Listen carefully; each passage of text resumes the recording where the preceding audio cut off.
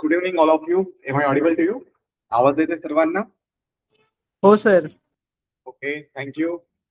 अच्छा, आजच्या सेशन मध्ये आपण रिप्रेझेंटेटिव्ह राईट मध्ये नेक्स्ट पार्ट पाहणार आहोत, जो असणार आहे आपल्यासाठी सेल्फ रिप्रेझेंटेशनचा पार्ट. या संपूर्ण पार्ट मध्ये आपण बऱ्यापैकी माहिती घेणार आहोत, बट त्याआधी आपण मागच्या सेशन मधला काही थोडासा पार्ट घेऊ एका सेकंडसाठी, then will continue towards the today session. मागच्या सेशन मध्ये जसं की आपण बघायचा प्रयत्न केला होता वकालतनामा वगैरेचा पार्ट. वकालतनामामध्ये आपण त्याचा ड्राफ्ट वगैरे पाहिला होता, जो इनडेप्थ ड्राफ्ट वगैरे होता. लेट मी शेअर दिस स्क्रीन आणि make it zoom it out, जेणेकरून तुम्ही वाचू शकाल. हा एक पर्टिक्युलर ड्राफ्ट बघायचा प्रयत्न केला होता वकालतनामामध्ये.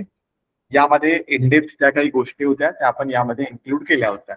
हा इथपर्यंतचा पार्ट ठीक आहे. या व्यतिरिक्त सेम सिच्युएशन मध्ये आपण बघायचा प्रयत्न केला होता, ज्याला आपण मेमो ऍप अपीयरन्स वगैरे म्हणत होतो. मेमो ऍप अपीयरन्सचा जो काही पार्ट आहे यामध्ये सुद्धा आपण बघायचा प्रयत्न केला होता की कशा प्रकारे मेमो ऍप अपीयरन्स आणि वकालतनामा या दोघांमधला फरक होता. दोघांमधला फरक आपल्याला एवढा जाणवला होता की वकालतनामा हा जोपर्यंत एखादा पक्षकार एखाद्या वकिलाला चेंज करत नाही किंवा जे वकील साहेब आहेत ते स्वतः केस सोडत नाही, तोपर्यंत वकालतनामा व्हॅलिड असतो. या व्यतिरिक्त जोपर्यंत केस संपत नाही तोपर्यंत एक संपूर्ण पार्ट चालतो वकालतनामाचा. पण मेमो ऍप अपीयरन्स म्हणजे काय होतं? मेमो ऍप अपीयरन्स मध्ये हा तात्पुरत्या स्वरूपासाठी असणार आहे किंवा तेवढ्या दिवसासाठी असणार आहे. यामध्ये एक वकील दुसऱ्या वकिलाची नियुक्ती करू शकतात without any prior permission from the client, किंवा मग एखादा क्लायंट एखाद्या वकिलाची नियुक्ती करू शकतो फॉर द टेम्पररी पिरियड, तेवढ्या दिवसापुरता. हा एक पर्टिक्युलर पार्ट आपण मागच्या सेशन मध्ये पाहिला होता. यासोबतच आपण मागच्या सेशन मध्ये बघायचा प्रयत्न केला होता ज्याला आपण म्हणत होतो मुखत्यारपत्र, ज्याला आपण पॉवर ऑफ अटॉर्नी वगैरे म्हणत होतो.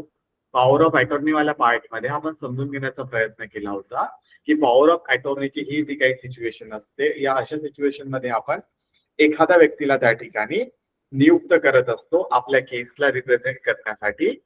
ज्या सिच्युएशन मध्ये एखादा पक्षकार आजारी वगैरे असू शकतो किंवा तो बाहेर गावी असू शकेल किंवा कोणत्या तरी कारणास्तव तो ज्या प्रोसिडिंग आहेत किंवा ज्या प्रोसिडिंग कोर्टमध्ये चालतात त्यावेळेस दरवेळेस तो हजर राहू शकत नाही, किंवा एखाद्या कॉन्स्टिट्युशनल पोस्टवर असेल, एनी अदर रिझन, त्या कारणामुळे तो दरवेळेस हजर राहू शकत नाहीये आणि कोर्टला जर हजेरी मॅन्डेटरी असेल तर आपण अशा थर्ड पार्टी व्यक्तीची त्या ठिकाणी नियुक्ती करतो जो मेजॉरिटी ऑफ एज असला पाहिजे, साऊंड माइंड असला पाहिजे. मग ह्या व्यक्तीची आपण त्या नियुक्ती करणार आहोत as a power of attorney म्हणून, आणि त्या व्यक्तीला आपण काही अधिकार वगैरे देत असतो. ते अधिकार म्हणजे की तो माझ्या केसला त्या केसमध्ये रिप्रेझेंट वगैरे करू शकेल, दाव्यामध्ये रिप्रेझेंट करू शकेल. आणि त्यासोबतच त्या दाव्यामध्ये विविध आपण कारण देत असतो. त्यामध्ये आपण दोन पार्ट मागच्या सेशन मध्ये पाहिले होते. एक तर जनरल पॉवर ऑफ अटॉर्नी, ज्यामध्ये आपण त्याला सर्वच अधिकार देतो की बाबा जसं की मी ऍज अ पक्षकार म्हणून एखाद्या केसमध्ये वागत असेल तशाच प्रकारे तो व्यक्तीही वागायला हवा, तशा प्रकारचे संपूर्ण अधिकार आपण त्या पक्षकाराला देत असतो. ह्यासोबतच आपण नेक्स्ट पार्ट त्यामधला पाहिला होता ज्याला आपण स्पेशल पॉवर ऑफ अटॉर्नी वगैरे म्हणत होतो. या स्पेशल पॉवर ऑफ अटॉर्नी मध्ये आपण समजून घेण्याचा प्रयत्न केला होता की स्पेशल पॉवर ऑफ अटॉर्नी मध्ये आपण फक्त ठराविक अधिकार देत असतो त्या पर्टिक्युलर व्यक्तीला. जसं की फक्त त्याला आपण दावा दाखल करायचा अधिकार दिला, त्यामध्ये दावा मागे घेण्याचा, तडजोड करायचा किंवा कागदपत्र सबमिट करण्याचा, अशा प्रकारचे जे ठराविक अधिकार असू शकतात ते आपण देऊ शकतो. मग हे दोन डिफरन्स आपण मागच्या सेशन मध्ये बघायचा प्रयत्न केला होता. आजच्या सेशन मध्ये जर आपण बघायचा प्रयत्न केला तर इट वुड बी बेटर की सेल्फ रिप्रेझेंटेशन वाला पार्ट मध्ये आता आपल्याला बघायचं असेल की कशा प्रकारे सेल्फ रिप्रेझेंटेशन सुद्धा एखाद्या केसमध्ये होऊ शकतं. हा आपल्या केस मधला नेक्स्ट पार्ट होता, जसे की आपण आतापर्यंत बघायचा प्रयत्न केलेला. लेट मी शेअर दिस स्क्रीन अगेन, जेणेकरून आपल्याला व्यवस्थितपणे कळू शकेल. Allow me a second.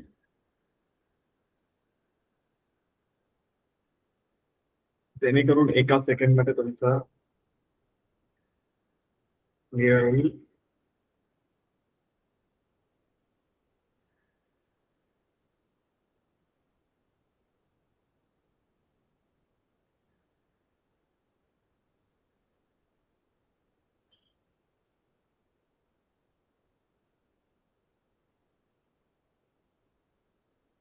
Okay.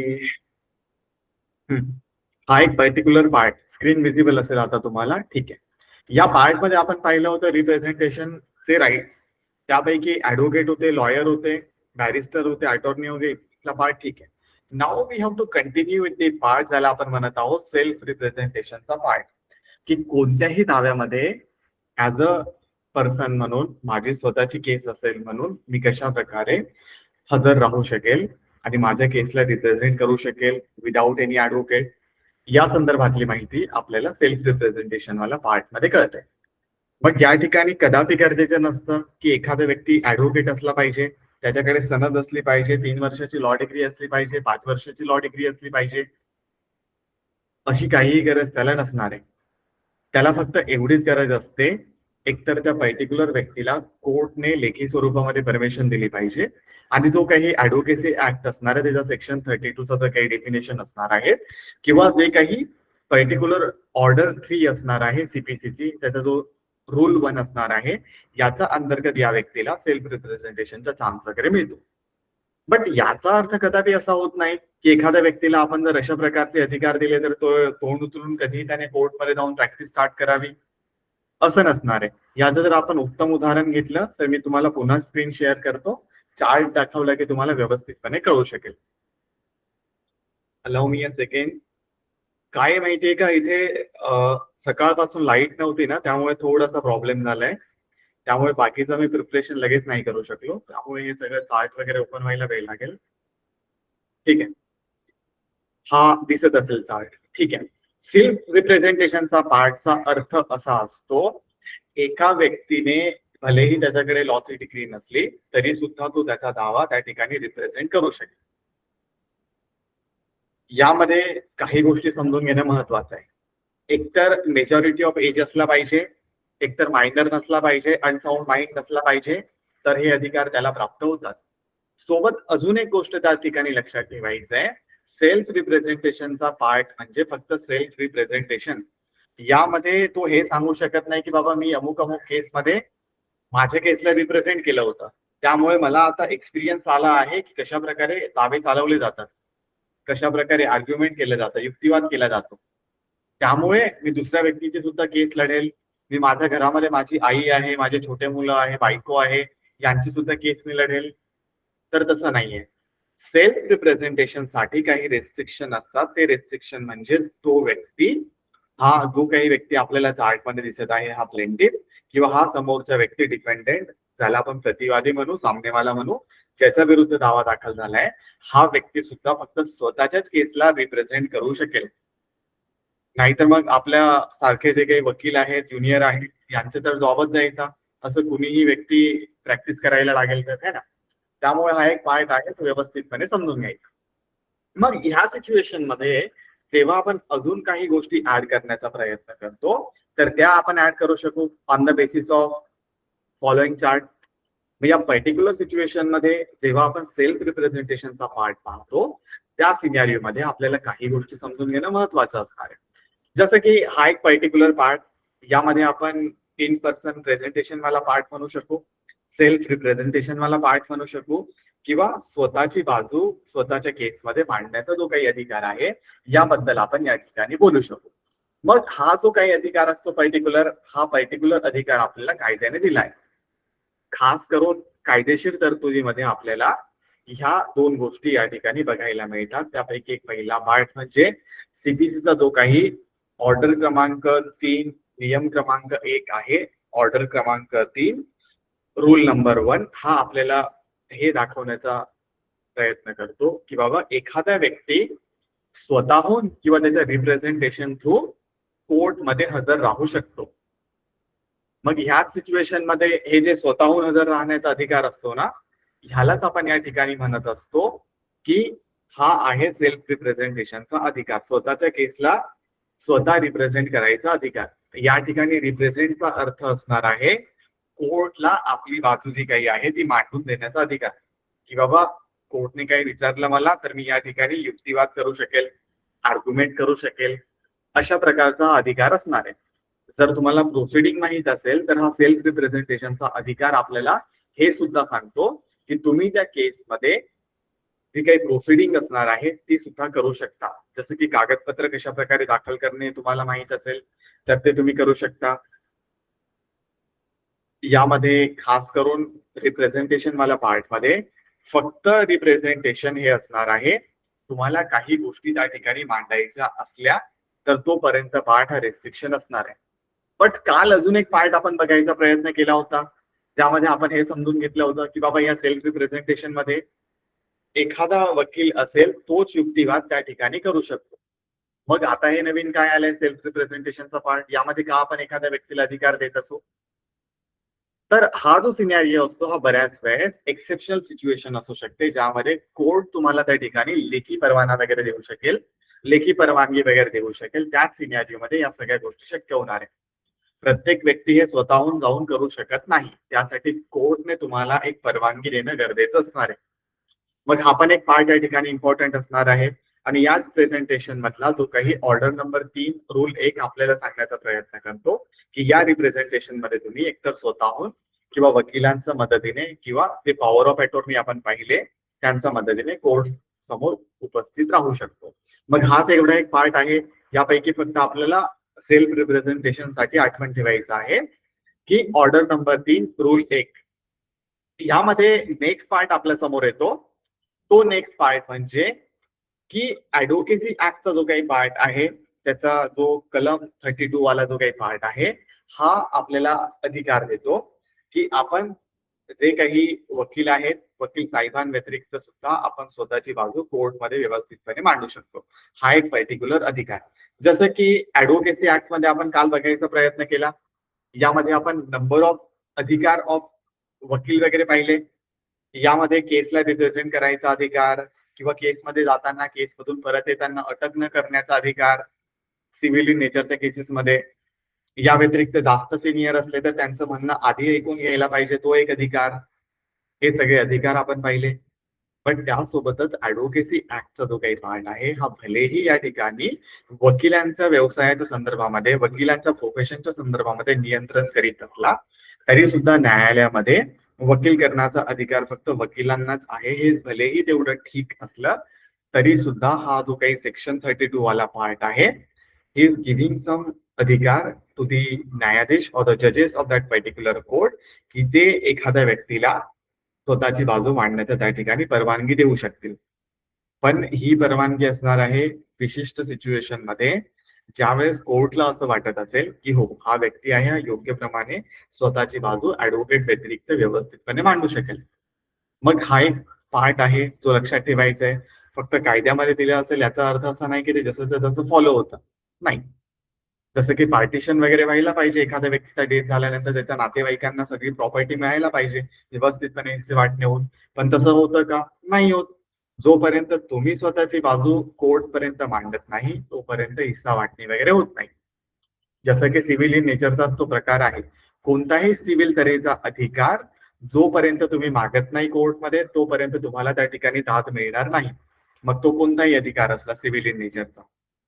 तशाच प्रकारे हा सेल्फ रिप्रेझेंटेशनचा जो काही अधिकार आहे हा सुद्धा आपल्याला त्याच वेळेस मिळेल ज्या सिच्युएशन मध्ये आपण कोर्टमध्ये विनंती करू, लेखी निवेदन करू आणि त्या लेखी निवेदनाच्या आधारे आपल्याला एक पर्टिक्युलर अशा प्रकारचा अधिकार वगैरे मिळणार आहे.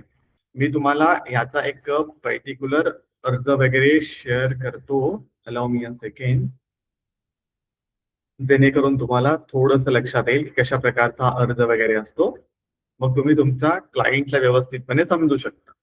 आणि सोबत त्यांना हे पण समजवायचं की बाबा फक्त सेल्फ रिप्रेझेंटेशनचा अधिकार मिळाला आहे याचा अर्थ असा नाही की कोर्टमध्ये काहीही जाऊन मांडायचंय, असं नाही.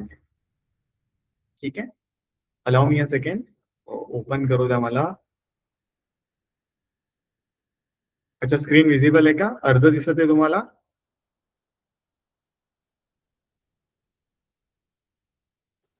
नाही दिसत आहे सर. अच्छा ठीक आहे, मी पुन्हा ओपन करतो.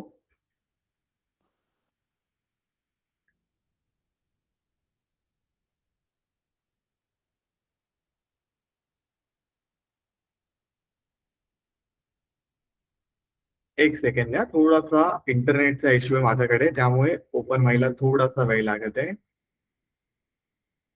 काय गडबड आहे बाबा.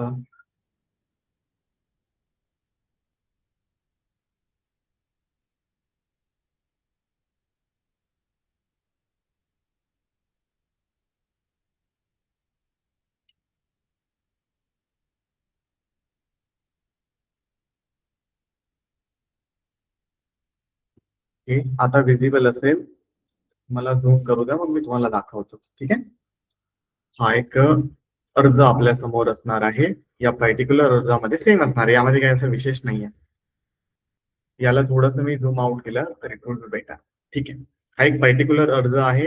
I will update in the application. Session झाल्यानंतर तुम्ही तिथून डाउनलोड वगैरे करून घ्या. सेम आहे, यामध्ये टायटल क्लॉज वगैरे असणार आहे.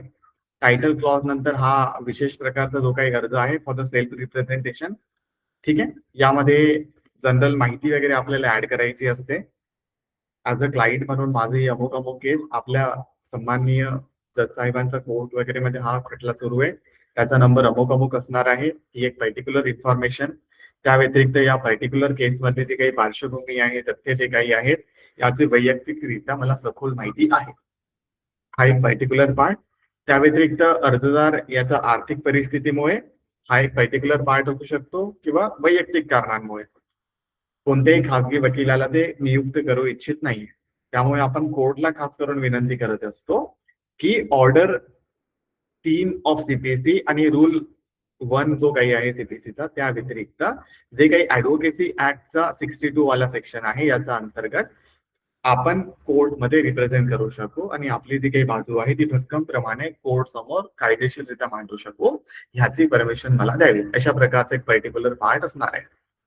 हा एक पर्टिक्युलर पार्ट. आणि हे सर्व झाल्यानंतर यामध्ये आपण काही प्रेयर वगैरे करत असणार आहोत. त्यामध्ये आपण युक्तिवाद असेल किंवा न्यायालयामध्ये बाजू मांडण्याचा प्रक्रिया असेल किंवा खटल्याचे कामकाज चालवण्याची प्रक्रिया असेल, या सगळ्या गोष्टी आपण त्या ठिकाणी कोर्ट समोर मांडत असतो.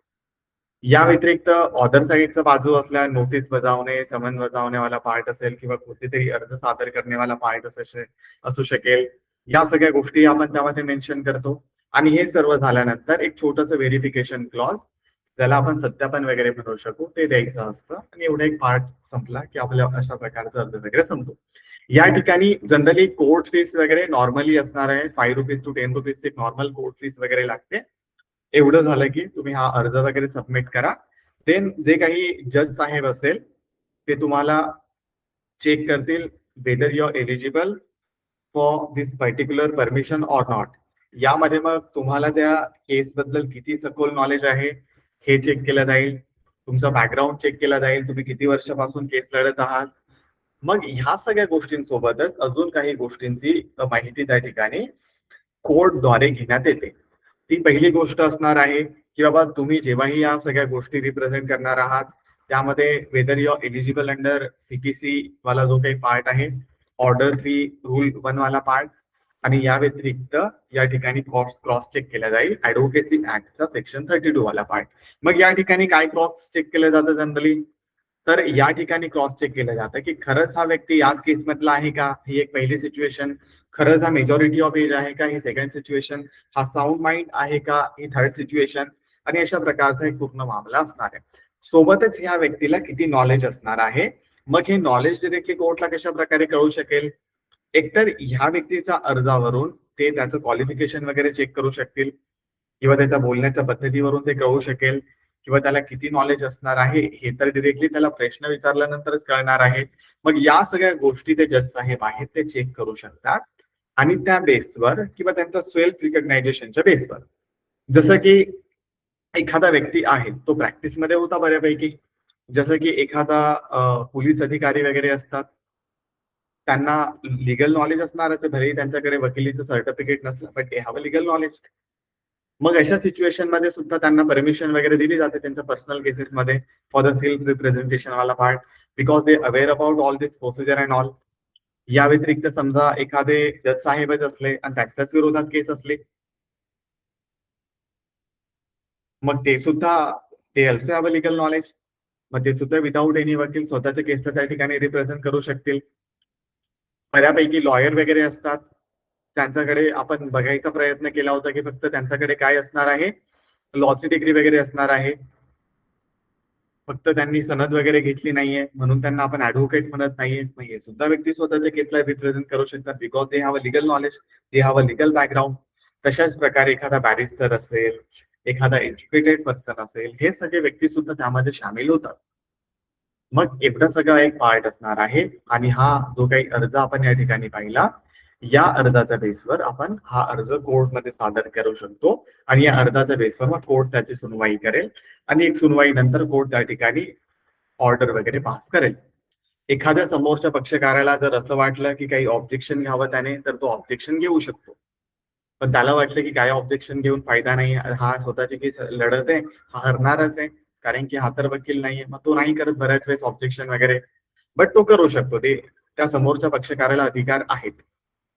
मग अशा प्रकारे 1 ते 2 तारखांमध्ये ऑर्डर पास वगैरे होऊ शकते त्यावर, किंवा मग सेम डे सुद्धा ऑर्डर कोर्ट त्या ठिकाणी परवानगी देऊ शकेल किंवा पुढच्या तारखेला परवानगी देऊ शकेल. It depending on the court. कोर्टकडे कसा वेळ असेल त्यानुसार कोर्ट वगैरे ठरवू शकतात या सगळ्या गोष्टी. आणि त्यानुसार मग ऑर्डर वगैरे पास झाली, तुम्हाला परवानगी मिळाली, तर तुम्ही त्या ठिकाणी स्वतःच्या केसला रिप्रेझेंट करू शकाल. मग एवढा एक पार्ट या ठिकाणी लक्षात येतो आपल्याला आणि हा एक पर्टिक्युलर सिनॅरिओ निघून येतो आपल्या समोर, जो की आपल्याला ऍडव्होकेसी ऍक्ट सेक्शन 32 त्या व्यतिरिक्त जे काही सीपीसीचा ऑर्डर 3 रूल 1 चा जो काही पार्ट आहे, हा आपल्याला या ठिकाणी मुभा वगैरे देणार आहे. जसं की यानुसार आपल्याला काय माहिती मिळेल, मग ऑर्डर 3 रूल 1 ऑफ सीपीसी किंवा सेक्शन 32 ऑफ ऍडव्होकेसी ऍक्ट यानुसार आपल्याला ही माहिती मिळते जनरली त्या केसमध्ये, की या नियमांनुसार न्यायालयामध्ये हजेरी किंवा अर्ज किंवा जी कायदेशीर प्रक्रिया असते ही राबवण्याचा संपूर्ण अधिकार त्या पक्षकाराला मिळेल. हा एक पर्टिक्युलर पार्ट. या व्यतिरिक्त या सिच्युएशन मध्ये स्वतःची बाजू व्यवस्थितपणे मांडण्याचा, आर्ग्युमेंट करायचा हा एक संपूर्ण पार्ट त्या ठिकाणी असणार आहे. बट यासाठी काय असणार आहे, अर्ज सादर करावा, अर्ज सादर झाल्यानंतर कोर्टने त्याची परमिशन द्यावी. हा एक पर्टिक्युलर पार्ट आहे. मग यामध्ये जर आपण बघायचा प्रयत्न केला की अशा प्रकारचे जेव्हाही आपण अर्ज कोर्टमध्ये सादर करत असतो, यासाठी त्यावर जेव्हाही अशा सुनवाई होत असतात त्यासाठी कोर्टद्वारे काही नियम आणि मर्यादा चेक केल्या जातात. त्या नियम आणि मर्यादापैकी जेव्हाही मला त्या ठिकाणी रिप्रेझेंटसाठी जावं लागेल, त्या ठिकाणी पहिली परवानगी म्हणजे court permission will be the first priority असणार आहे, एलिजिबिलिटी असणार आहे, ज्याचा अंतर्गत तुम्ही स्वतःच्या केसला रिप्रेझेंट करू शकाल. मग यामध्ये दावा सुरू होण्याआधी किंवा खटला सुरू होण्याआधी पक्षकाराने न्यायालयाला एक लेखी मध्ये कळवायचं असतं की हा अमुक अमुक खटला आहे, हा अमुक अमुक दावा आहे, हा मी स्वतः लढणार आहे, मग मला कोणत्याही वकिलाची गरज नाहीये, अशा प्रकारचे एक पर्टिक्युलर अर्ज त्या ठिकाणी देण्यात येतो. मग कोर्टद्वारे या पर्टिक्युलर सिच्युएशन मध्ये सेकंड पार्ट क्रॉस चेक केला जातो, नियम आणि मर्यादा चेक करायच्या वेळेस. तो म्हणजे कायद्याचं ज्ञान की बाबा या ठिकाणी तुम्ही वकील आहात किंवा नाहीये, हा एक पर्टिक्युलर पार्ट त्या ठिकाणी चेक केला जाईल.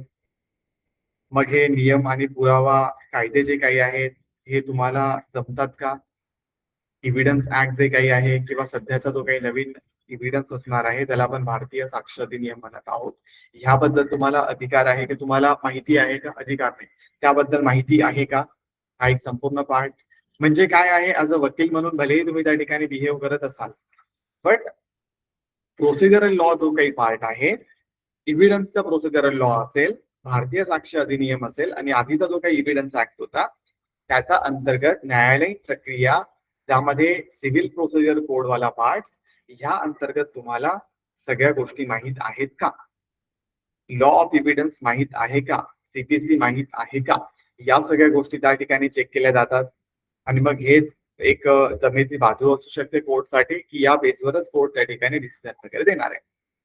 मग हे ज्या व्यक्तीला माहीत असेल त्या व्यक्तीला खास करून कोर्ट त्या ठिकाणी परमिशन वगैरे देतात, त्याला योग्य प्रकारे न्याय वगैरे त्या ठिकाणी देऊ शकेल कोर्ट रिप्रेझेंटेशन साठीचा. मग हा एक पर्टिक्युलर पार्ट असतो. या व्यतिरिक्त यामध्ये मग जेव्हाही अशा प्रकारचा पार्ट आपल्या समोर येतो त्यावेळेस आपल्याला हे लक्षात येतं की whenever court is going to give such a kind of right, त्या सिच्युएशन मध्ये सेल्फ रिप्रेझेंटेशन वाला पार्ट मध्ये तुम्हाला युक्तिवाद वगैरे त्या ठिकाणी करता येऊ शकतो. मग हा युक्तिवाद असू शकेल. हा युक्तिवाद करताना खरं तर तुम्हाला भावनिक वगैरे व्हायची गरज नाहीये. या व्यतिरिक्त तुम्ही ज्याही गोष्टी मांडणार आहात त्या व्यवस्थितपणे मुद्देसूदपणे मांडा. या व्यतिरिक्त हे जेही तुम्ही मांडणार आहात त्याच्यासाठी एक पर्टिक्युलर टोन मांडायला पाहिजे. असं नाही की तुम्ही जोरात आवाजात बोलणार आहात, असं नाही की तुम्ही विदाऊट एनी रिस्पेक्ट तुम्ही बोलणार आहात, असं नाहीये.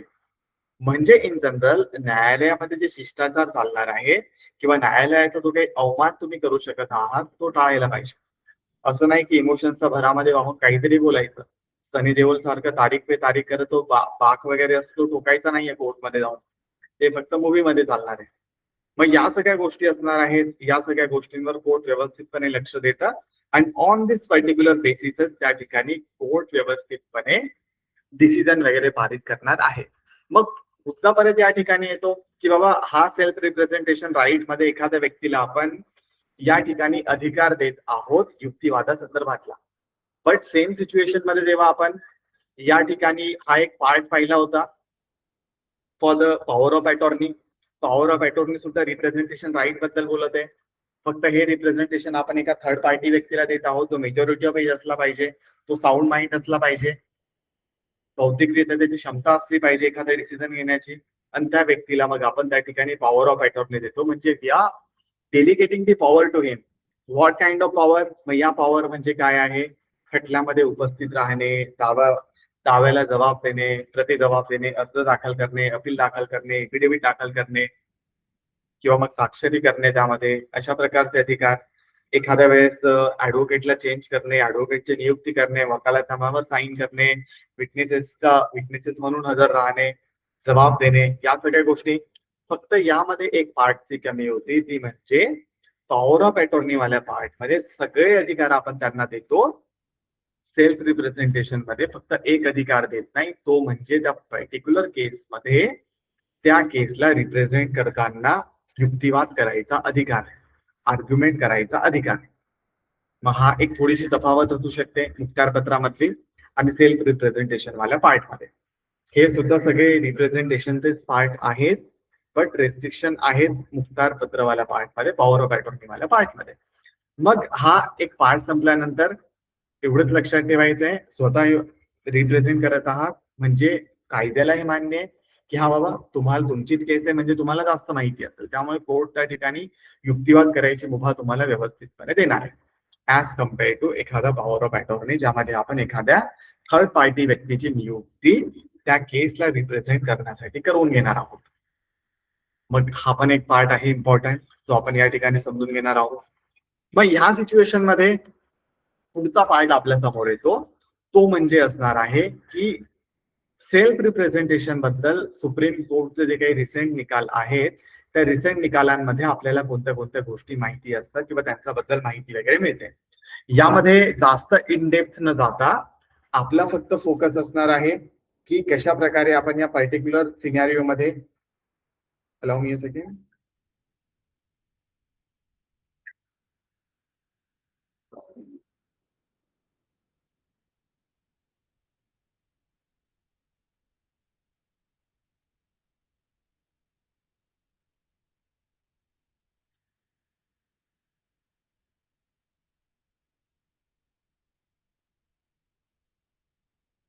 ओके. या पर्टिक्युलर पार्ट मध्ये जेव्हा आपण या 3 केसेस बद्दल बघायचा प्रयत्न करू, या सिच्युएशन मध्ये आपल्याला हे समजायचं असणार आहे की Harish Utpal versus union of India हा एक पहिला पर्टिक्युलर पार्ट. या पर्टिक्युलर पार्ट मध्ये किंवा या केसमध्ये आपल्याला हे लक्षात येतं की सुप्रीम कोर्टने या पर्टिक्युलर केसमध्ये काही गोष्टींना सांगितलं होतं.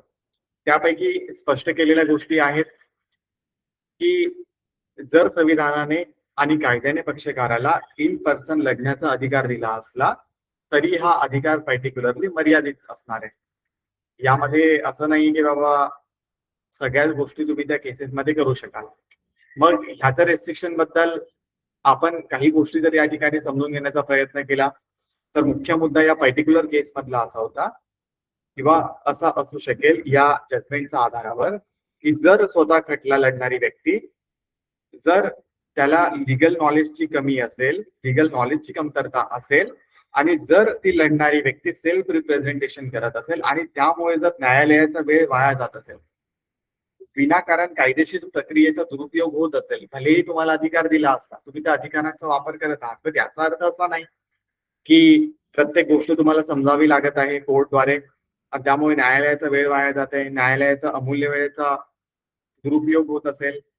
मग ह्या सिच्युएशन मध्ये काय असणार आहे, जर विनाकारण अशा सगळ्या प्रक्रिया झाल्या आणि जर अशा वेळ वाया घालवल्याने न्यायालयाचं जे काही वेळ आहे त्याचा अवमान होत असेल, ही पहिली गोष्ट. सेकंड गोष्ट, यामध्ये न्यायालयाचा जो काही शिष्टाचार असेल त्याचा जर भंग होत असेल तर न्यायालयात तिला स्वतः बाजू मांडण्यापासून रोखू शकते. मग हा एक पर्टिक्युलर पार्ट आपल्याला, हा जे काही हरीश उत्पल विरुद्ध युनियन ऑफ इंडिया हा जो काही केस आहे याचं सायटेशन वगैरे नोट्स वगैरे मध्ये तुम्हाला मिळेल प्रॉपर, पण आता पुरता एवढं एक लक्षात ठेवायचं आहे. मग हा एक पर्टिक्युलर पार्ट आहे ज्यामुळे कोर्ट तुम्हाला या ठिकाणी रोखू शकतात. मग यामध्ये अजून एक पार्ट येतो, तो म्हणजे एक न्यायालयीन मित्र म्हणून संकल्पना आहे, पुढे जाऊन ती आपण पाहू. तो पार्ट म्हणजे काय असणार आहे, ज्याला आपण इंग्लिशमध्ये म्हणू शकतो ॲमिकस क्युरी म्हणून एक पार्ट असतो, त्यामध्ये आपण पुढे जाऊन बघण्याचा प्रयत्न करू. किंवा मग ते लिगल एड वाला जो पार्ट असतो ना, लिगल एड वाल्या पार्ट मधून मग अशा प्रकारे कोर्टने या केसमध्ये म्हटलंय, एकतर तुम्ही जे न्यायालयीन मित्र असतात त्यांची मदत घ्या, जर तुम्हाला रिप्रेझेंट करायचंय, वकिलाला पैसे नाही द्यायचे तर न्यायालयीन मित्रांची मदत घ्या किंवा तुम्ही लिगल एडचा वापर करा, पण प्लीज तुम्ही आमचा अमूल्य वेळ जो काही आहे कोर्टचा तो वाया घालवू नका. हा एक पहिला पार्ट आपल्याला या ठिकाणी बघायला मिळतो हरीश उत्पल विरुद्ध युनियन ऑफ इंडिया या पर्टिक्युलर केसमध्ये. या व्यतिरिक्त सेकंड पार्ट आहे सेकंड केसचा, ज्याला आपण म्हणू शकू TC मथई विरुद्ध जे काही सत्र न्यायाधीशचा हा पर्टिक्युलर केस. या केसमध्ये आपल्याला काही गोष्टी समजून घेणं महत्वाचं आहे की या सिच्युएशन मध्ये कोर्टने अशा प्रकारचे एक जजमेंट पारित केलं ज्यामध्ये या पर्टिक्युलर सिच्युएशन मध्ये स्वतः हजर राहणं, इन पर्सन हजर राहणं किंवा एजंट मार्फत हजर राहणं, जसं की ऑर्डर 3 ऑफ CPC रूल 1 ह्या सिच्युएशन मध्ये, यातील फरक जनरली कोर्टने या ठिकाणी स्पष्ट केलाय. मग ह्या पर्टिक्युलर जजमेंट मध्ये कोर्टने हे दाखवण्याचा प्रयत्न केला की फौजदारी प्रकरणामध्ये जिथे आरोपीला स्वतः हजर राहण्याचे निर्देश असतात तिथे तो जो काही वकिली सनद नसलेला, म्हणजे जो काही पॉवर ऑफ अटॉर्नी असू शकेल, याच्या मदतीने पर्टिक्युलरली किंवा एखाद्या नातेवाईकाच्या मदतीने असू शकेल, ह्यांच्या मदतीने युक्तिवाद करण्यासाठी तो पाठवू शकत नाही. बिकॉज हे जे काही व्यक्ती आहेत, पॉवर ऑफ अटॉर्नी जे काही आहेत, ह्यांना तेवढे अधिकार नसतात. आणि जसं की सेल्फ रिप्रेझेंटेशन मध्ये युक्तिवादाचा अधिकार फक्त त्याच व्यक्तीला आहे जो ज्या व्यक्तीची ती केस असणार आहे, ज्याच्या विरुद्ध तो दावा असेल किंवा ज्या व्यक्तीने तो दावा दाखल केला असेल. मग हा एक पर्टिक्युलर पार्ट या केस लॉ मधून आपल्याला बघायला मिळतो. यामध्ये अजून एक पार्ट आपल्याला बघायला मिळतो, एकतर आरोपी स्वतःच बोलणार आहे त्या ठिकाणी किंवा तुम्हाला त्या ठिकाणी एखादा अधिकृत असलेल्या वकिलाद्वारेच त्या केसला रिप्रेझेंट करावं लागेल, अदरवाईज तुम्ही ते करू शकणार नाही. हा एक पर्टिक्युलर पार्ट आपल्याला या ठिकाणी बघायला मिळतो. ओके, यामध्ये थर्ड पार्ट आहे जो की असणार आहे न्यू इन्शुरन्स विरुद्ध प्रभुलाल वाला पार्ट. या संपूर्ण केसमध्ये आपल्याला काही गोष्टी अजून बघायला मिळतात, त्यामध्ये अजून काहीतरी क्लिअरिटी आपल्याला मिळणार आहे. ती क्लिअरिटी म्हणजे काय आहे पर्टिक्युलरली, की जे ग्राहक मंच वगैरे असतात ना, कन्झ्युमर कोर्ट वगैरे वाला पार्ट, या कन्झ्युमर कोर्टमध्ये किंवा जे काही ग्राहक मंच आहे या पर्टिक्युलर सिच्युएशन मध्ये किंवा जे काही different kind of arbitration loss असतात, यामध्ये स्वतःची केस लढण्याबाबतच्या काही गोष्टी आपल्याला या न्यू इंडिया इन्शुरन्स आणि प्रभुलाल यांच्या केसमध्ये बघायला मिळतात. मग ह्या सिच्युएशन मध्ये कोर्टने स्वतःची बाजू मांडली आहे. ती पर्टिक्युलर बाजू म्हणजे की ग्राहक संरक्षण कायद्याअंतर्गत कन्झ्युमर कोर्टचा जो काही कायदा आहे, कन्झ्युमर लॉच्या अंतर्गत जे काही पक्षकार असणार आहेत यांना स्वतःची बाजू मांडण्याची मुभा आहे. Because many of the cases are petty offences, ज्यामध्ये तेवढ्या तांत्रिक अडचणी नसतात, स्वतःची बाजू स्वतः मांडायची गोष्टी क्लिअर असतात. त्यामध्ये खास करून एवढेही किचकट एव्हिडन्स लॉ फॉलो होत नाही. ह्यामुळे खास करून हा जो काही पार्ट आहे न्यू इंडिया इन्शुरन्स विरुद्ध प्रभुलाल या पर्टिक्युलर केसमध्ये, की या छोट्या मोठ्या ज्या काही केसेस आहेत, खास करून कन्झ्युमर लॉ संदर्भामधले, अर्बिट्रेशनच्या संदर्भामधल्या या केसेसमध्ये जास्त कॉम्प्लेक्स क्वेश्चन नसतात. त्यामुळे पक्षकारांना स्वतः मुभा देण्यात आली आहे की विदाऊट एनी वकालतनामा सुद्धा त्या स्वतःच्या बाजूला त्या ठिकाणी भक्कमपणे मांडू शकतील. फक्त जेव्हा असे कॉम्प्लिकेटेड प्रश्न निर्माण झाले, गुंतागुंतीचे प्रश्न निर्माण झाले, त्याच सिच्युएशन मध्ये एखाद्या वकिलाची शिफारस ते करू शकतात. आणि जर त्या ट्रायब्युनल जे काही आहे त्या जज साहेबांनी जर परवानगी दिली एखाद्या वकिलांचं मदत घेण्याची, तर ती आपण मदत घेऊ शकतो. अदरवाईज या पर्टिक्युलर केस थ्रू आपल्याला असं लक्षात येतं की जे कन्झ्युमर लॉ संदर्भामधला जो काही पार्ट आहे त्या पार्टच्या अंतर्गत आपण स्वतःच्या रिप्रेझेंटेशन स्वतः करू शकतो. मग ह्या प्रकारच्या 3 केस लॉस असणार आहेत ज्या आपल्याला व्यवस्थितपणे माहिती देतात, खास करून सेल्फ रिप्रेझेंटेशनच्या बाबतीतल्या माहितीमध्ये. मग एवढा पार्ट ठीक आहे, यामध्ये जास्त केस लॉ बघायला मिळत नाही, कारण की आपले क्लायंट तेवढेही हुशार नाहीये की स्वतःच केस लढायला जातील. ते बिचाऱ्यांचं एवढं वाईट परिस्थिती असते की जेमतेम ते दावा वगैरे वाचू शकतात. त्यामुळे कोर्टमध्ये जाणं आपण विसरू शकतो, खास करून तालुका लेव्हलला असेल किंवा जिल्हा लेव्हलला. मेट्रो सिटीज मध्ये तेवढा पार्ट आपल्याला बघायला मिळतो की 100 पैकी 1 केसमध्ये लोक सेल्फ रिप्रेझेंटेशन करत असतात. पण ते सुद्धा जनरली जेव्हा टेक्निकल टर्मिनॉलॉजीज येतात त्यामध्ये ते सुद्धा अडकत असतात. त्यामुळे जनरली सेल्फ रिप्रेझेंटेशन वाला पार्ट आपल्याला या ठिकाणी तेवढा बघायला मिळत नाही. बट ह्याच पार्टमध्ये हा एक अॅमिकस क्युरी म्हणून एक पार्ट मिळतो आपल्याला, ज्याला आपण न्यायालयीन मित्र म्हणून हा एक संकल्पना आहे. या पर्टिक्युलर संकल्पनेमध्ये आपल्याला काही गोष्टी बघायला मिळतात. जसं की एखाद्या पक्षकाराला स्वतःचा खटला स्वतः लढायचा असेल पर्टिक्युलरली, परंतु न्यायालयाला वाटलं की खटला जो काही आहे ना हा अत्यंत गुंतागुंतीचा कॉम्प्लेक्स साईडचा आहे. त्यामुळे कायद्यानुसार युक्तिवाद जो काही आहे, कायदेशीर युक्तिवादाशिवाय ह्या केसला जर आपण या व्यक्तीला रिप्रेझेंट करू दिलं ना, तर यामध्ये या पक्षकाराची जे काही आहे नुकसान होऊ शकतं. याची केस ठरू सुद्धा शकतो हा.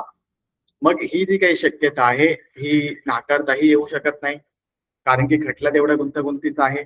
मग अशा सिच्युएशन मध्ये जे न्यायालय वगैरे असणार आहे ते काय करतं, जे अॅमिकस क्युरीवाला एक पार्ट असतो, न्यायालयीन मित्रवाला पार्ट असतो, म्हणजे काय आहे एका थर्ड पार्टी वकिलाची नियुक्ती न्यायालय त्या ठिकाणी करू शकेल. आणि मग हे जे काही वकील वगैरे असणार आहेत, अधिवक्ता जे काही असणार आहेत, यांना खास करून हे जे काही वकील आहेत हे पक्षकाराकडून कोणतीही फी न घेता त्यांची केस व्यवस्थितपणे कोर्टमध्ये रिप्रेझेंट करतील. आणि न्यायालयाला योग्य तो निर्णय कशा प्रकारे घ्यावा यासाठी युक्तिवादातर्फे किंवा न्यायालयीन प्रोसिजरमध्ये हेल्प करण्यासंदर्भामधल्या या सगळ्या सहकार्य त्या ठिकाणी तो व्यक्ती वगैरे करू शकतो. मग हा एक पार्ट असतो अॅमिकस क्युरीवाला.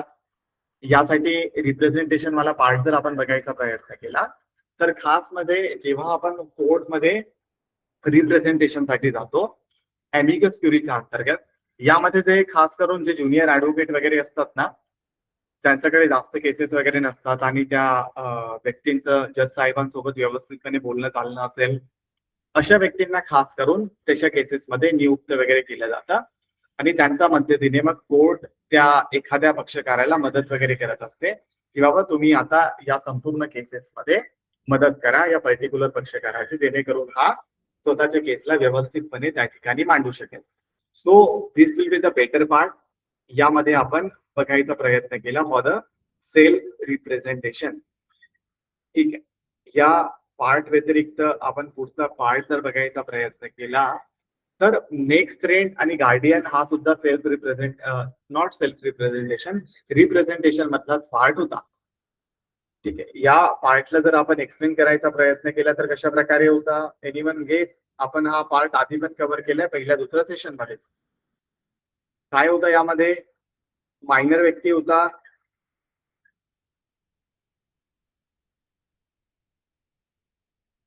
हॅलो,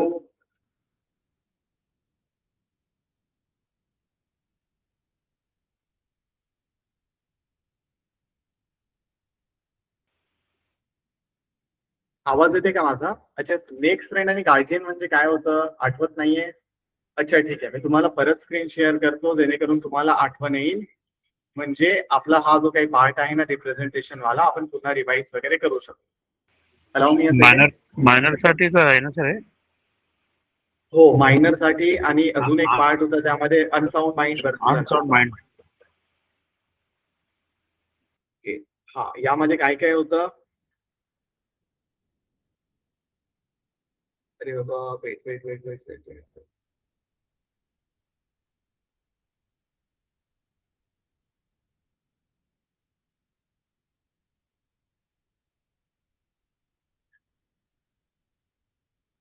अच्छा, हे जे मुख्य पक्षकारवाला पार्ट पाहिला होता आपण, हा आठवत असेल ना तुम्हाला? या पर्टिक्युलर पार्ट मध्ये आपण इंडेप्थ मध्ये या सगळ्या गोष्टी पाहिल्या होत्या. त्या म्हणजे काय होत्या की बाबा हे जे व्यक्ती आहेत, हे व्यक्ती, या व्यक्तींना आपण ऍज अ रिप्रेझेंटेशन म्हणून त्या ठिकाणी ऐकत होतो. यापैकी मग हा जो काही चार्ट आपण बघायचा प्रयत्न केला होता, या पर्टिक्युलर चार्टच्या अंतर्गत आपण पाहिलं होतं की हा व्यक्ती प्लेंटिफ असू शकेल, ठीक आहे, हा पिटिशनर असू शकेल, ऍप्लिकंट असू शकेल, मराठीमध्ये वादी, अर्जदार, या सगळ्या गोष्टी. या व्यतिरिक्त हा समोरचा पक्षकार, ज्या व्यक्तीच्या विरुद्ध दावा दाखल झाला होता, हा प्रतिवादी, डिफेंडेंट, रिस्पॉन्डंट. या व्यतिरिक्त सामनेवाला, या सगळ्या नावाने याला आपण उद्घोषित होतो. यासोबतच आपण या संपूर्ण सिनॅरिओ मध्ये हे पण बघायचा प्रयत्न केला होता की जेव्हाही हे व्यक्ती त्या ठिकाणी स्वतःच्या केसेसला रिप्रेझेंट करणार, त्या सिच्युएशन मध्ये जर असा एखादा पक्षकार असला, तो त्या केसमध्ये दाखल आहे. पण तो पक्षकार म्हणजे काय की बाबा अशा प्रकारचा पक्षकार, ज्या पक्षकाराला आपण मायनर म्हणू शकू. मग मायनर म्हणजे कोणता पक्षकार? की मायनर म्हणजे असा पक्षकार जो पक्षकार स्वतःच्या केसला त्या ठिकाणी रिप्रेझेंट नाही करू शकत व्यवस्थितपणे, है ना. या व्यतिरिक्त असा एखादा पक्षकार हा अनसाउंड माइंड आहे, त्यामुळे तो त्या ठिकाणी रिप्रेझेंट करू शकत नाही त्या केसला. मग अशा सिच्युएशन मध्ये आपण या व्यक्तींना काही अधिकार दिले होते की बाबा तुम्ही मायनर आहात ना, तुमचं वय मेजॉरिटी ऑफ एज नाहीये ना.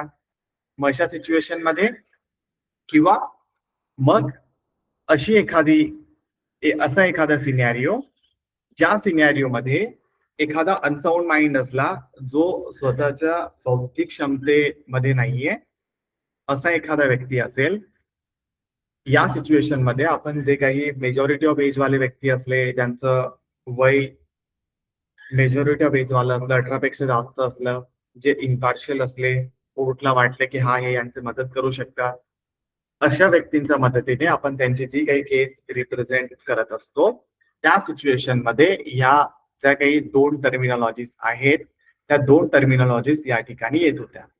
मग या दोन टर्मिनॉलॉजीज पैकी हा जो काही पार्ट होता नेक्स्ट फ्रेंड आणि गार्जियन वाला, हा या ठिकाणी येत होता. मग ह्या सिच्युएशन मध्ये नेक्स्ट फ्रेंड म्हणजे काय की बाबा असा एखादा अल्पवयीन व्यक्ती, अनसाउंड माइंड व्यक्ती, जो बौद्धिकरित्या तेवढा सक्षम नाहीये, अशा व्यक्तीची केस एखादा व्यक्ती जर रिप्रेझेंट करत असेल आणि हा जो काही व्यक्ती आहे हा जर दावा दाखल करत असेल, म्हणजे हा ऍज अ वादी म्हणून, प्लेंटिफ म्हणून, ऍप्लिकंट म्हणून, पेटिशनर म्हणून जर काम करत असेल, म्हणजे दुसऱ्या व्यक्तीच्या विरुद्ध जर दावा दाखल करण्यामध्ये या अल्पवयीन व्यक्तीची, मायनर व्यक्तीची, अनसाउंड माइंड व्यक्तीची जर मदत हा व्यक्ती करत असेल, तर त्या व्यक्तीला आपण नेक्स्ट फ्रेंड वगैरे म्हणत असतो. मराठीमधले हा नेक्स्ट फ्रेंड वगैरे, पुढचा मित्र वगैरे अशी काही संकल्पना नाहीये, तीच ऑटोमॅटिकली जनरेटेड. बट तुम्ही नेक्स्ट फ्रेंड वगैरे हा शब्द आठवण ठेवायचा आहे. आणि ह्याचीच विरुद्ध बाजू आपण बघायचा प्रयत्न केला होता, तो म्हणजे गार्जियन वाला पार्ट. सेम बाजू आहे. हा सुद्धा व्यक्ती म्हणजे काय आहे, असा एखादा अपोनंट व्यक्ती, असा एखादा अपोनंट पक्षकार, ज्या पक्षकाराच्या विरुद्ध एखादा दावा दाखल झाला असेल आणि ज्याच्या विरुद्ध दावा दाखल झाला हा व्यक्ती मायनर आहे, ह्याचं वय 18 पेक्षा कमी असेल, हा व्यक्ती अनसाउंड माइंड आहे, बौद्धिकरित्या त्याचा तेवढा विकास झाला नाहीये, तो अपरिपक्व आहे. अशा सिच्युएशन मध्ये या व्यक्तीच्या केसला जर एखादा व्यक्ती रिप्रेझेंट करत असेल, कारण की ह्या व्यक्तीला माहित नाहीये म्हणून, तर त्या सिच्युएशनला आपण गार्जियन वगैरे म्हणत असतो. मग हा सुद्धा एक रिप्रेझेंटेशन वाला पार्ट येतो. मग या रिप्रेझेंटेशन वाला पार्टला जर आपण समजून घेण्याचा प्रयत्न केला तर तो एवढाच आहे की बाबा नेक्स्ट फ्रेंड म्हणजे काय, की दावा दाखल करणारा जो काही व्यक्ती आहे हा अल्पवयीन आहे, तर तो स्वतःच्या नावाने दावा डिरेक्टली दाखल करू शकत नाही. त्यामुळे हा जो काही नेक्स्ट फ्रेंड आहे या व्यक्तीच्या मदतीने, हा जो काही पालक असेल याच्या मदतीने तो कोर्टमध्ये दावा वगैरे दाखल करू शकतो. या व्यतिरिक्त तो दाव्यामध्ये त्या केसचं रिप्रेझेंट वगैरे करू शकेल. म्हणजे इन जनरल काय आहे, हा जो पॉवर ऑफ अटॉर्नी वाला पार्ट पाहिला ना आपण, तशाच प्रकारे हा रिप्रेझेंटेशन वाला पार्ट आहे. हा सुद्धा एका प्रकारचा पॉवर ऑफ अटॉर्नी म्हणू शकू आपण. मग हा एक पर्टिक्युलर सिनॅरिओ आहे. फक्त एक गोष्ट या ठिकाणी लक्षात ठेवायची की जेव्हाही आपण या सिच्युएशन मध्ये हा जो काही नेक्स्ट फ्रेंड वाला पार्ट व्यतिरिक्त गार्जियन वाला पार्ट पाहतो ना, ज्यामध्ये एखाद्या व्यक्तीच्या विरोधात दावा दाखल झाला असेल आणि तो व्यक्ती मायनर आहे, तो व्यक्ती अनसाउंड माइंड आहे, अशा सिच्युएशन मध्ये आपण दुसऱ्या व्यक्तीची मदत घेतली की त्या व्यक्तीने या मायनर व्यक्तीला, अनसाउंड माइंड व्यक्तीला मदत करावी केस रिप्रेझेंट करण्यासाठी, बाजू मांडण्यासाठी. मग ह्या सिच्युएशन मध्ये कागदपत्र दाखल करणे, साक्षरी दाखल करणे हे सगळे अधिकार या व्यक्तीला आहेत, गार्डियनला आहेत.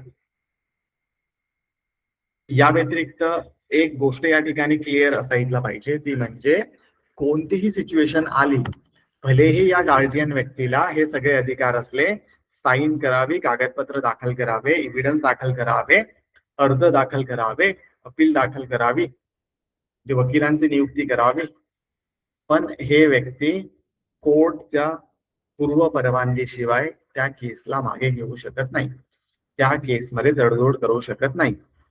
ऑर्डर नंबर जो काही 23 वाला पार्ट आहे, ज्यामध्ये विड्रॉवल ऑफ सूटचा जो काही पार्ट आहे तो ते करू शकत नाही. किंवा मग त्याच सिच्युएशन मध्ये ऍडजस्टमेंट ऑफ सूटचा जो काही पार्ट आहे तो ऑर्डर नंबर 23 मधला, ज्यामध्ये तडजोडी वगैरे, कॉम्प्रोमाइज वगैरे होऊ शकतात, या सगळ्या गोष्टी सुद्धा हा गार्जियन वगैरे करू शकत नाही. या व्यतिरिक्त ऑर्डर नंबर 10 वाला पार्ट, ज्यामध्ये examination of parties by the court, यामध्ये कोर्ट जेव्हा अशा परमिशन देतं, तुम्ही या पर्टिक्युलर केसमध्ये अल्टरनेटिव्ह डिस्प्यूट रिझोल्युशनची मदत घ्या, सेक्शन 89 ऑफ सीपीसीची मदत घ्या, ज्यामध्ये आपण कन्सिलिएशन साठी जाऊ, मीडिएशन साठी जाऊ, अर्बिट्रेशन साठी जाऊ, लोक अदालत साठी जाऊ. अशा कोणत्याही सिच्युएशन मध्ये जेव्हाही तडजोड करायची, केस मागे घ्यायची सिच्युएशन येईल, त्यामध्ये कोर्टचा पूर्व परवानगीशिवाय त्या केसमध्ये ना कॉम्प्रोमाइज होऊ शकत, ना त्या केसमध्ये कोणत्याही प्रकारची तडजोड होऊ शकत. कारण की हा व्यक्ती तर आहे मायनर. जसं की हा जो काही दावा दाखल केलेला व्यक्ती आहे हा तर मायनर आहे, किंवा ज्याच्या विरुद्ध दावा दाखल झाला हा पण मायनर आहे.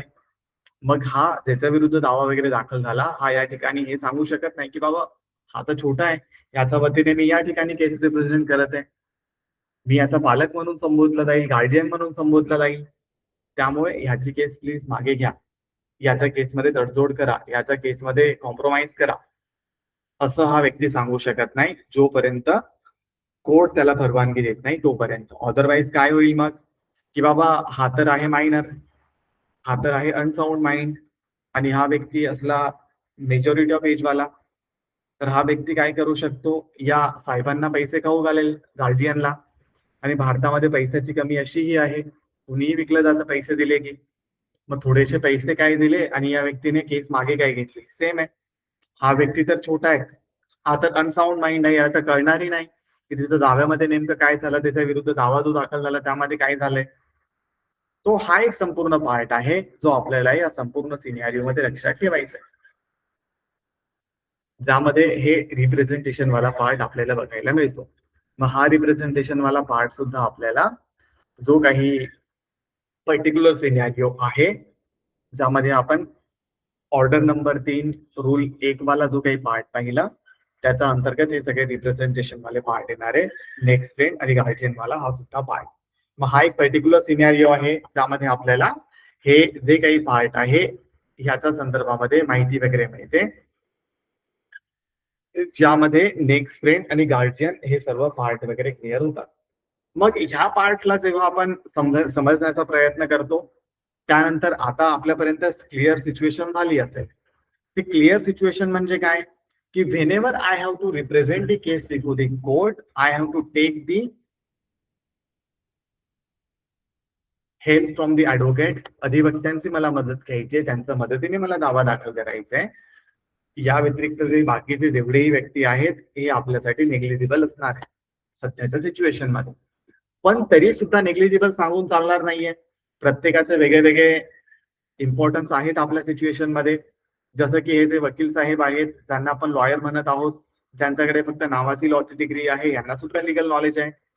He can help us to run or to conduct that particular matter. या व्यतिरिक्त हे जे बॅरिस्टर आहेत त्यांच्याकडे सुद्धा लिगल नॉलेज आहे.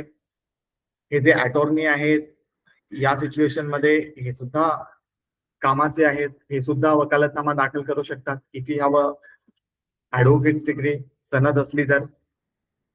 या व्यतिरिक्त हे जे काही पुढचे पार्ट आहे सेल्फ रिप्रेझेंटेशन, हा ठीक आहे. पण हा next rain guardian, power of attorney, हे सगळे व्यक्ती सुद्धा आपल्याला या ठिकाणी मदत करणार आहेत. आणि या सिच्युएशन मध्ये मग आपण 3 गोष्टी पाहिल्या. त्या 3 गोष्टी म्हणजे काय, एकतर आहे आपल्या समोर वकालतनामा.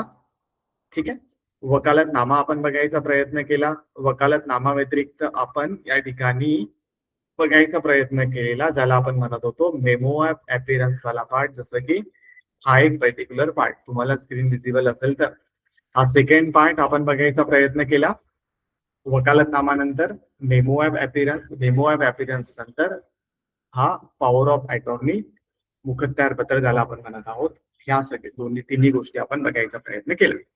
नाव आतापर्यंतच्या या 3 आठवड्याच्या जर्नीमध्ये आपण हे आतापर्यंत बघायचा प्रयत्न केला आहे की कशा प्रकारे आपल्या संपूर्ण केसमध्ये पक्षकारांची मांडणी वगैरे होती. ठीक आहे, allow me a second, I am just sharing you the screen. ठीक आहे, हा एक स्क्रीन राहू द्या, मी अजून एक स्क्रीन ओपन करतो जेणेकरून आपण 1 बाय 1 या सगळ्या गोष्टींना पाहू, जेणेकरून नेक्स्ट सेशन मध्ये आपल्याला व्यवस्थितपणे सगळ्या गोष्टी क्लिअर करून जाऊ शकू for the execution of suit. Allow me a second. ठीक आहे,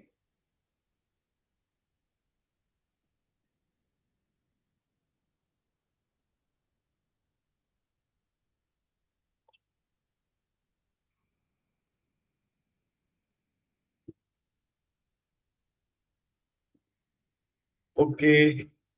अच्छा, सुरुवातीला आपण बघायचा प्रयत्न केला होता खास करून 0 स्टेज वाला पार्ट, ज्यामध्ये आपण बघायचा प्रयत्न केला होता कशा प्रकारे एखाद्या सिव्हिल दाव्याची सुरुवात वगैरे होणार आहे.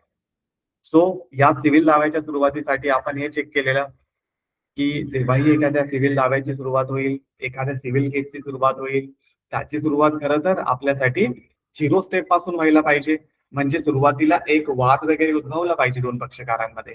जसं की हा जो काही चार्ट आहे, हा जेव्हाही चार्ट आपण बघायचा प्रयत्न करू, या चार्टच्या अंतर्गत आपल्याला कळतं की 2 व्यक्तींमध्ये काहीतरी वाद असला पाहिजे, डिस्प्यूट असला पाहिजे, दोघांमध्ये अधिकारांचं हनन झालेलं पाहिजे. आणि असे अधिकार जे त्यांना कायद्याने दिलेले आहेत, असे अधिकार नव्हे की त्यांना कुणी एका व्यक्तीने दिले, ते नाही.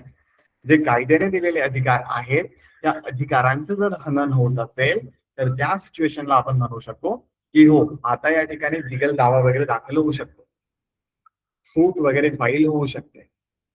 पण त्यासोबत आपण हा पण एक पार्ट पाहिला होता की गरजेचं थोडी नाही की एखादा दावा म्हणजे डिस्प्यूटच असला पाहिजे. बऱ्याच साऱ्या अशा केसेसही असतात ज्या अशाच दाखल होतात कोर्टमध्ये, जे काही खोट्या केसेस असतात त्यामध्ये कोणता असा डिस्प्यूट असतो. मग तो पण एक प्रश्न या ठिकाणी होता आपण जो पाहिला होता. पण भलेही तो प्रश्न असला, पण फाउंडेशन ऑफ एनी केस म्हणजे काय आहे, एखाद्या केसचं बेस असलं पाहिजे ते की बाबा व्हॅलिड डिस्प्यूट असला पाहिजे. इनव्हॅलिड असेल तर भविष्यामध्ये तो दावा तर पलटणारच आहे, ती केस डिसमिस तर होणारच आहे. त्या केसेस बद्दल नाही बोलायचं आपल्याला. जेव्हा आपण ओरिजिनल केसेस बद्दल बोलू तर डिस्प्यूट हे लिगल वे मध्ये असल्या पाहिजे, हा एक पहिला पार्ट. त्यामध्ये एखाद्या व्यक्तीचं खरंच कायद्यानुसार हनन झालेलं पाहिजे त्याच्या अधिकारांचं.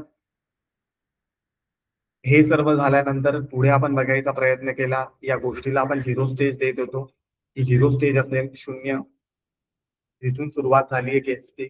मग या ठिकाणी आपण बघायचा प्रयत्न केला की कोणताही दावा होतो दाखल, त्यावेळेस असं तर होणार नाहीये की बाबा स्वतःच व्यक्ती स्वतः विरुद्ध दावा दाखल करेल की बाबा मी कोर्टमध्ये जात आहे आणि उद्या उठून मी दावा दाखल केला कोर्टमध्ये की माननीय सन्माननीय कोर्ट, मी माझा स्वतःलाच हा अधिकार देत नाहीये, प्रॉपर्टी मधून अधिकार देत नाहीये, बँकेमधून पैसे देत नाहीये, असं तर होणार नाहीये. त्यामुळे आपण कोर्टमध्ये जेव्हाही मागणी करणार आहोत समोरच्या व्यक्तीकडून करू, समोरच्या पक्षकारांकडून करू. मग हे जेव्हा पक्षकार बघायचा आपण प्रयत्न केला त्या सिच्युएशन मध्ये आपण पाहिलं एकतर यामध्ये जो व्यक्ती दावा दाखल करतो हा एक व्यक्ती असणार आहे आणि ज्या व्यक्ती विरुद्ध दावा दाखल होतो हा एक व्यक्ती असणार आहे.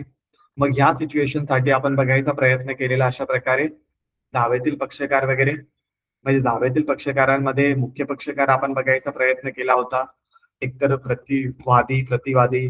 ठीक आहे, वादी म्हणजे काय पाहिलेलं आपण की बाबा हा खटला दाखल करतो, ह्याच्यापासून खटल्याला सुरुवात होते. या व्यतिरिक्त ज्या व्यक्तीच्या विरोधात हा दावा दाखल होतो तो म्हणजे डिफेंडेंट वगैरे, प्रतिवादी वगैरे, सामनेवाला वगैरे, हा एक पर्टिक्युलर पार्ट ज्याच्या विरुद्ध दावा दाखल झाला असेल. या व्यतिरिक्त ऍप्लिकंट म्हणजे काय पाहिलं होतं आपण, असा एखादा व्यक्ती जो एखादा अर्ज सादर करेल. या व्यतिरिक्त याचिकाकर्ता किंवा पेटिशनर म्हणजे काय की असा एखादा व्यक्ती जो एखादा writ petition, special leave petition वगैरे दाखल करेल. या व्यतिरिक्त रिस्पॉन्डंट म्हणजे काय, असा एखादा व्यक्ती ज्याच्या विरुद्ध समोरच्या पक्षकाराने एखादं अपील किंवा रिव्हिजन पेटिशन दाखल केलं असेल त्याला आपण रिस्पॉन्डंट म्हणत होतो. मग ह्या सगळ्या गोष्टी आपण पाहिल्या होत्या इंडेप्थ मध्ये. ज्यांनी नसेल पाहिलं त्यांनी एकदा सेशन वगैरे मध्ये जायचं पहिल्या दुसऱ्या दिवसांचं, त्यामध्ये तुम्हाला ह्या नोट्सही मिळतील या संदर्भामध्ये आणि तुम्ही या सगळ्या गोष्टीही पाहू शकाल. यासोबतच मग आपण कंटिन्यू करायचा प्रयत्न केला होता या रिप्रेझेंटेशन मध्ये, ज्यामध्ये आपण पाहिलं की फक्त पेटिशनर, ऍप्लिकंट, प्लेंटिफ एवढं समजून चालणार नाही. या व्यतिरिक्त सामनेवाला, डिफेंडेंट, रिस्पॉन्डंट एवढं समजूनही चालणार नाही. या व्यतिरिक्त आपल्याला एखादा प्लेंटिफ, एखादा डिफेंडेंट, एखादा वादी, एखादा प्रतिवादी जेव्हा मायनर असला, अनसाउंड माइंड असला, त्या सिच्युएशनला आपण क्लिअर केलं. ते म्हणजे त्यांच्या मदतीसाठी आपण अन्य एका पक्षाची मदत घेतो जो इम्पार्शियल असला पाहिजे. कोर्टच्या नजरेमध्ये त्या व्यक्तीच्या मदतीने आपण एखाद्या पार्टीचे जेव्हा रिप्रेझेंटेशन करून घडतो, जे मायनर आहेत, अल्पवयीन आहेत किंवा अनसाउंड माइंड आहेत, त्यांना आपण नेक्स्ट फ्रेंड आणि गार्जियन वगैरे म्हणत होतो, जे की आता आपण काही वेळापूर्वीच क्लिअर केलंय. यासोबतच या पक्षकारांना जेव्हा आपण बघायचा प्रयत्न केला त्यामध्ये अजून काही गोष्टी ऍड केल्या होत्या, त्या म्हणजे जॉईंडर. जॉईंडरचा अर्थ असा होता की अशा काही केसेस, जसं की हा एक पर्टिक्युलर दावा, हा असा दावा, अशा दाव्यामध्ये जेव्हा एकापेक्षा जास्त पक्षकार असले, जसं की प्लेंटिफ क्रमांक 1 2 3 4 5 6 7 8 9 10, कोणतेही रेस्ट्रिक्शन नाहीये, किती नंबर ऑफ असू शकतात. या व्यतिरिक्त डिफेंडेंटच्या साईडला, अपोनंट पक्षाच्या साईडला, सामनेवाल्याच्या साईडला, रिस्पॉन्डंटच्या साईडला, डिफेंडेंटच्या साईडला, प्रतिवादीच्या साईडला कितीही नंबर ऑफ प्रतिवादी असू शकतील. 1 2 3 4 5 6 1000, कुठेही रेस्ट्रिक्शन नाहीये कुठेही. मग अशा सिच्युएशन मध्ये एकापेक्षा जास्त व्यक्ती जेव्हा असतात एखाद्या दाव्यामध्ये पक्षकार म्हणून, अशा पक्षकारांना जेव्हा जोडण्यात येतं, त्या जोडण्याची जे काही सिच्युएशन असते त्या सिच्युएशनला आपण म्हणत असतो जॉईंडर वगैरे. ठीक आहे, जॉईंडर वगैरे. या व्यतिरिक्त अशी एखादी सिच्युएशन, त्या सिच्युएशन मध्ये आपल्या समोर हा एक पार्ट क्लिअर होतो की एखाद्या व्यक्तीला त्या केसमध्ये दाखल करायला हवं होतं, जो महत्वाचा कडी होता.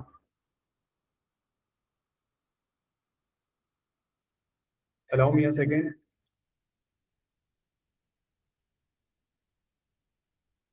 ओके, जो की महत्वाचा कडी होता त्या पर्टिक्युलर केसमध्ये, जसं की हा एक पर्टिक्युलर सिनेरिओ जर आपण पाहिला की बाबा प्लेंटिफ क्रमांक 1 2 3 4 ऍड केले, बट या सिच्युएशन मध्ये काय झालं, अजून एका व्यक्तीला ऍड करायला होतं ज्याचं नाव राजेश आहे, पण राजेशला आपण ऍड केलं नाही या केसमध्ये ऍज अ पक्षकार.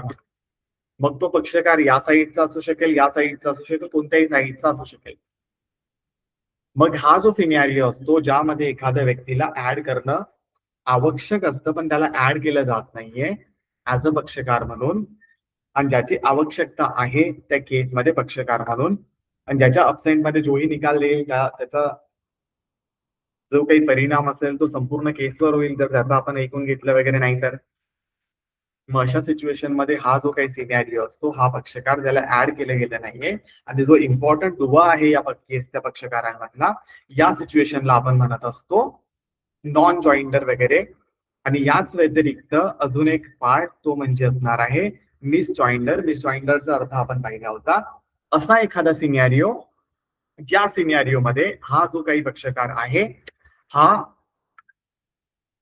जोडायला चुकून जोडला गेला असेल, मुद्दामून जोडला गेला असेल, जाणून बुजून जोडला गेला असेल, ज्याची काहीही गरज नव्हती, फक्त टाइमपास साठी जोडला असेल किंवा नजर चुकीने जोडला गेला असेल, कन्फ्युजनच्या अंतर्गत जोडला गेला असेल, त्या व्यक्तीला आपण त्या ठिकाणी मिस जॉईंडर वगैरे म्हणत होतो. तर हे पक्षकारांच्या संदर्भामधला एक पार्ट आपण पाहिला होता.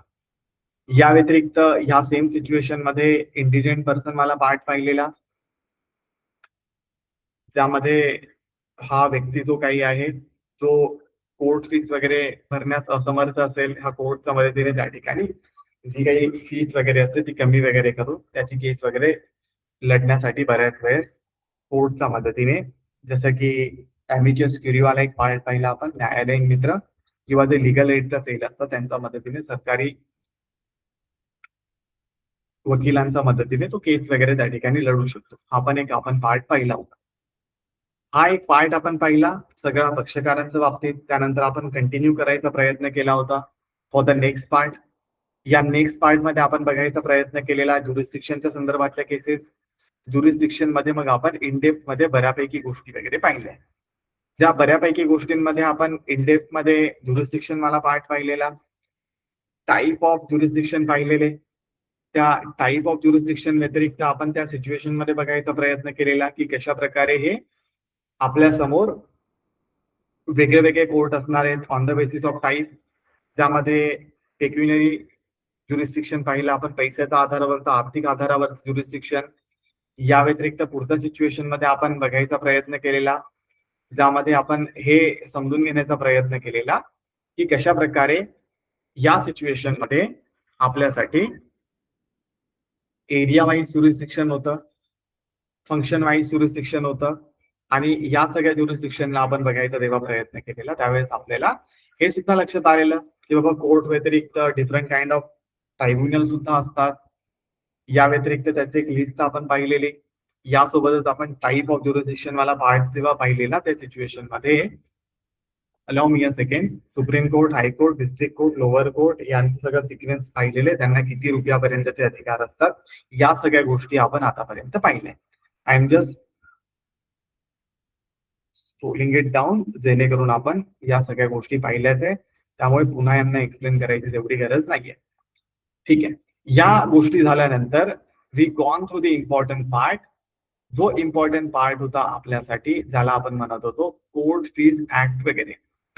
कोर्ट फीज ऍक्ट जेव्हा आपण बघायचा प्रयत्न केला त्यावेळेस आपण बघायचा प्रयत्न केलेला की कशा प्रकारे कोर्ट फीज हा एक इम्पॉर्टंट दुवा असते कोणत्याही केससाठी, आणि त्याच्या मदतीने आपण जनरली हे चेक करत असतो की त्या पर्टिक्युलर केसमध्ये किती कोर्ट फीस असली पाहिजे. आणि कोर्ट फीसचा अर्थ असा होतो की जोपर्यंत आपण कोर्ट फीस पे करत नाही तोपर्यंत त्या केसला चालवलं वगैरे जाणार नाही. मग त्यामध्ये आपण कोर्ट फीसचं कॅल्क्युलेशन पाहिलं, how to calculate the court fees. त्यासाठी आपण काही हे पण पाहिलं, एक चार्ट पाहिलं फर्स्ट शेड्यूलचं. त्यामध्ये आपल्याला असं लक्षात आलं काही केसेस आहेत त्यामध्ये fix amount of court fees आहे, काही केसेस आहेत त्यामध्ये ऍड वॉरेमो म्हणून एक पार्ट होता, त्यामध्ये आपण पाहिलं त्या चार्टच्या आधारे आपल्याला कॅल्क्युलेट करायचं आहे कोर्ट फीस वगैरे.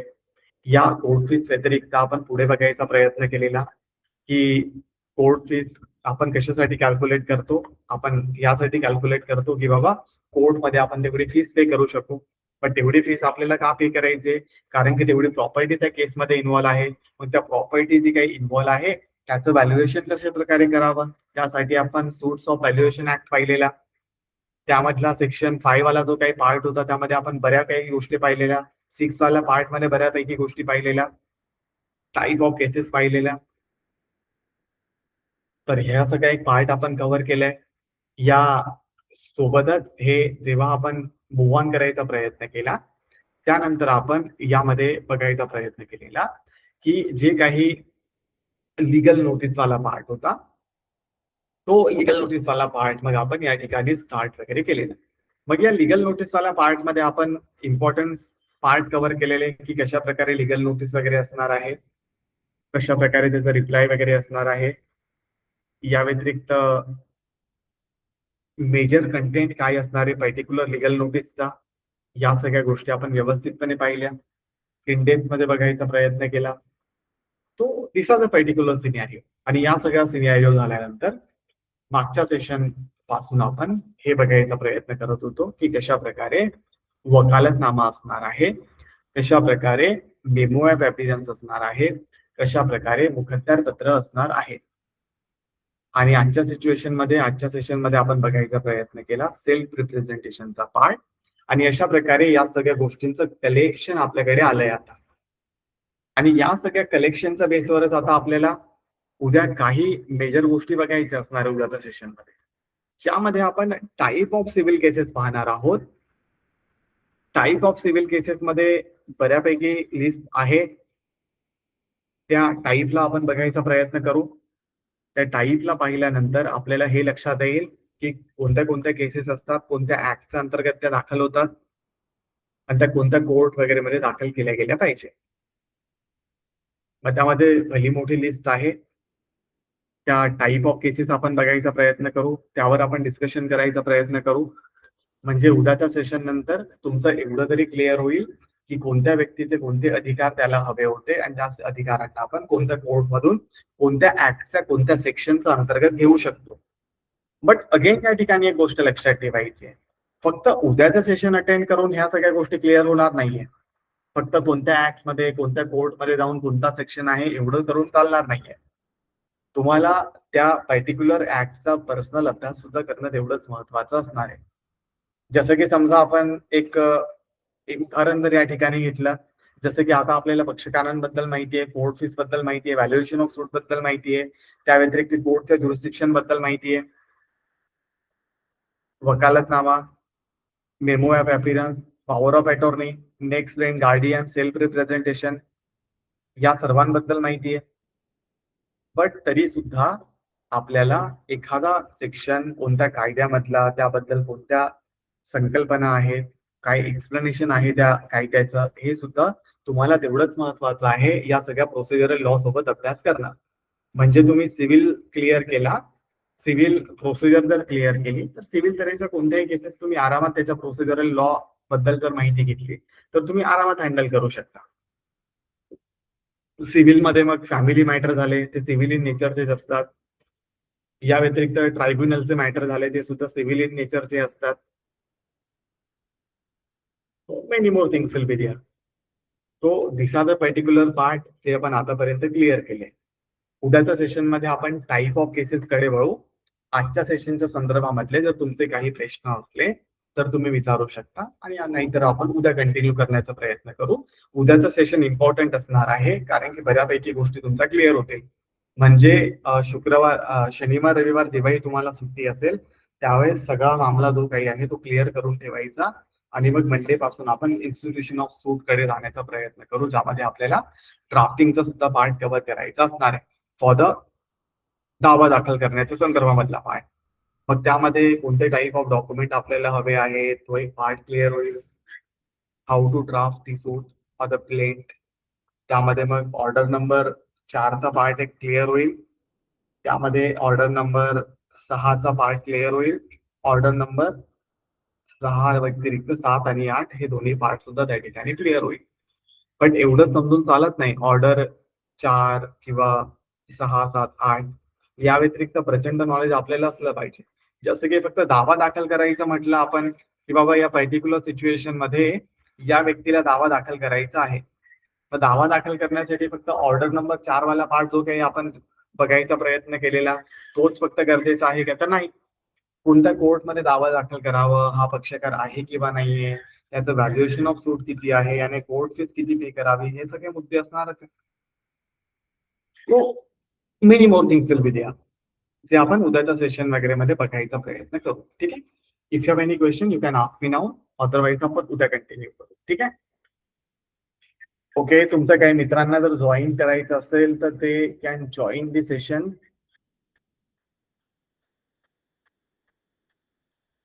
जी, कुणाचा काही प्रश्न आहे का की सगळं बाउन्स केलंय?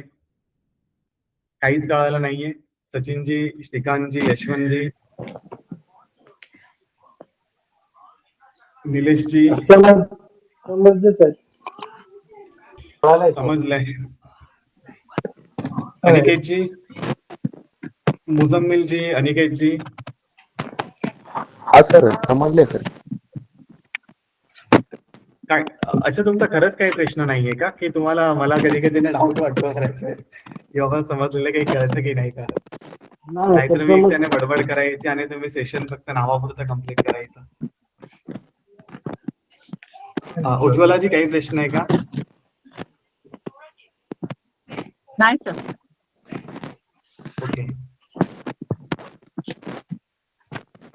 अच्छा ठीक आहे. कुणाचा काही प्रश्न नसेल ना तर आपण उद्याच्या सेशन मध्ये भेटू. ठीक आहे. Good night all of you. Thank you. Good night. Good नाही सर.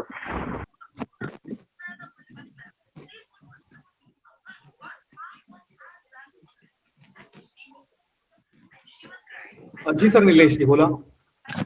हा सर, आपण डॉक्युमेंट्स ओरिजिनल डॉक्युमेंट सबमिट करतो कोर्टाला.